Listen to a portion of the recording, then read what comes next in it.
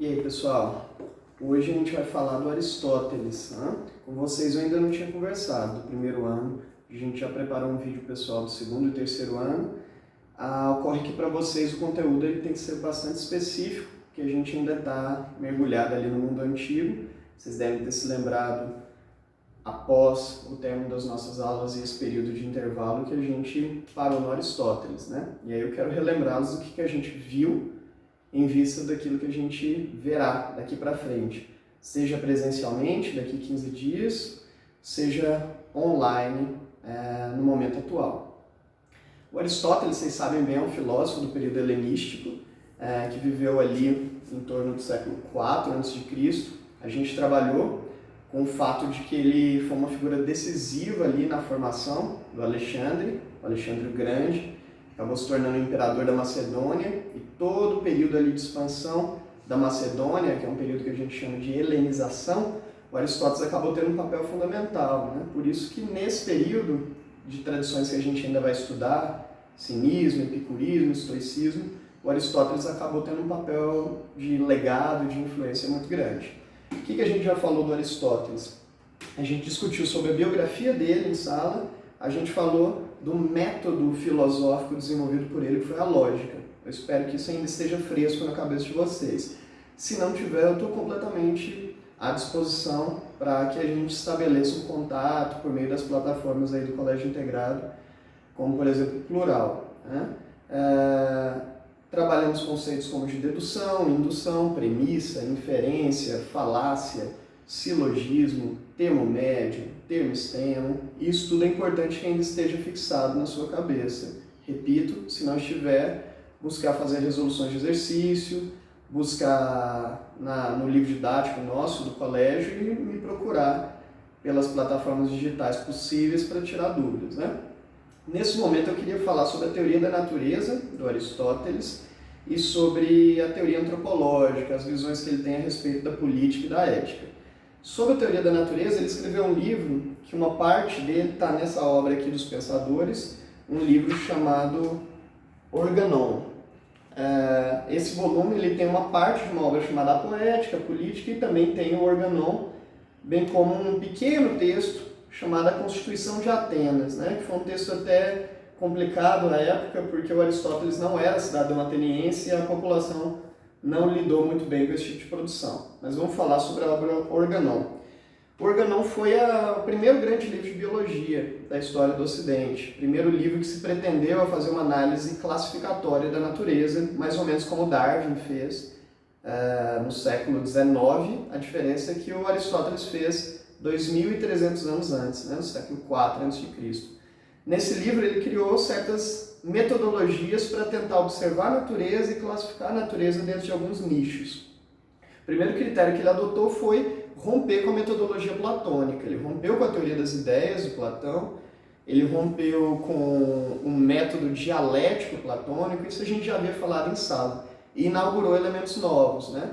O método peripatético, a lógica, ele desenvolveu também uma valorização maior de teoria da natureza, se comparado com Platão, que tinha uma preocupação de saberes mais teóricos, né? Aquilo que Aristóteles chamou de método empírico-racional.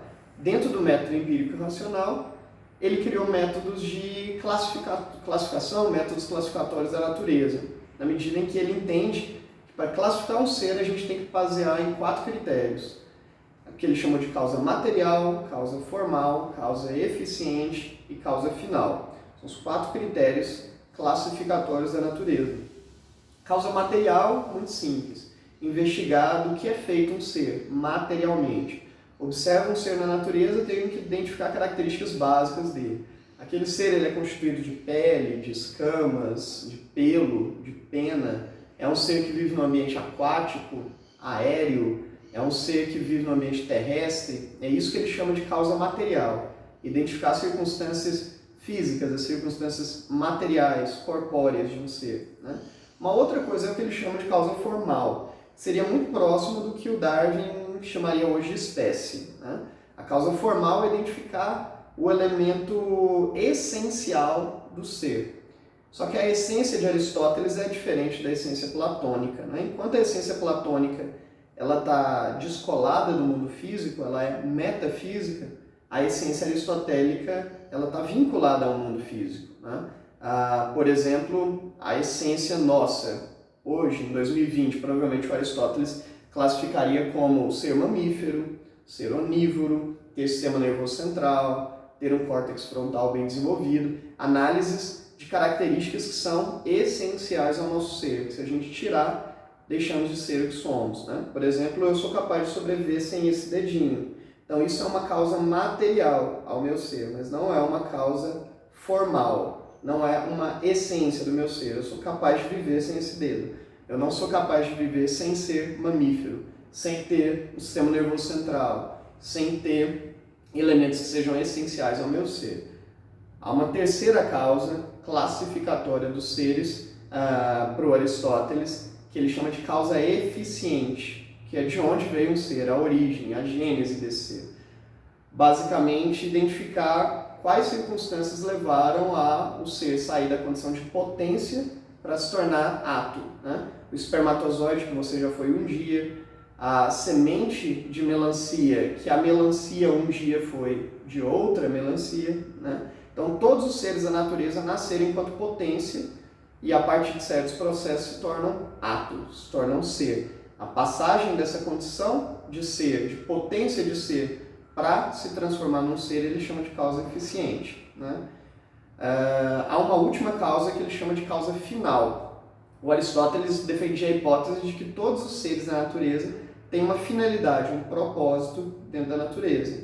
E essa causa final deve ser identificada, né? Qual é a finalidade da lagartixa, da barata, da baleia, do macaco, de cada ser da natureza? Para que ele serve? Qual é o intuito, o propósito, a teleologia, o telos, a finalidade na natureza, né? Se você diagnostica esses 4 elementos, causa material, formal, eficiente, final, você é capaz de classificar aquele ser dentro de um nicho, dentro de uma categoria. Por exemplo, a causa final da natureza humana para o Aristóteles é a felicidade. E a felicidade é alcançada com o bem comum. A gente vai estudar lá para frente um filósofo cristão chamado Tomás de Aquino. Filósofo esse que eu já estou trabalhando com os meninos do 3º ano. Ele utilizou todo o dogma cristão, toda a doutrina cristã e dialogou com essas teses aristotélicas, mas isso é plano para aulas futuras, que a gente vai ver esse ano ainda, mas daqui um tempinho, num cenário em que eu espero que estejam rolando aulas presenciais, tá bom? Ainda quero falar do Aristóteles, mas para o vídeo não ficar muito longo, cansativo, a gente para essa primeira parte por aqui, beleza? Falou para vocês, tchau, tchau.